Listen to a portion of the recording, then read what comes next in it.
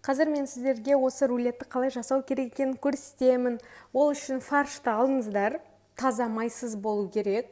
Оған чеснок пен жуаны қазір қосамыз. Ол үшін жуаны терканың үлкен жағынан дәл осылай мен сияқты тез өткізіп аласыздар. Сосын чеснокты кішкентай жағынан өткізіп алыңыздар. Осы дайын болған фаршқа приправаларымызды қосамыз. Бұрыш, паприка, тұз, кориандрдың барлығын дәміне қарай қосыңыздар. Содан кейін петрушканы уақыттап осылай турап алыңыздар да үстіне сеуіп жіберіңіздер. Бірақ араластырмас бұрын жұмыртқаны қосып, осылай прям от души араластырыңыздар. Олар бірігу үшін осылай көп рет ұрғылап жіберіңіздер. Өстіп ұрғылағанда олардың дәмі, олар фарш бір-біріне бірігеді. Сосын фаршты қалай жаямыз? Үстіне 2 нори ровно түсу керек. Сөйтіп фаршты осылай жайып аламыз, үстіне нориді қоямыз. Сосын самый главный процесс, ол дейтін орау процесі.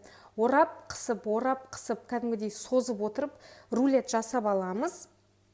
Осы жасалған рулетті екінші фольгаға тағы да ораймыз қазір. Осылай аккуратно орап алыңыздар.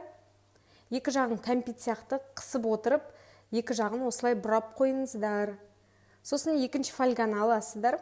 Оның үстіне бағанағы рулетті аккуратно әкеліп қоямыз. Сосын дәл осылай ораймыз. Екі жағын кәмпит тәріздес ораймыз да қызып тұрған духовкаға 180 градусқа 1 сағат 55 минут пісіріп аласыздар. То есть 55 минут, либо 1 сағат.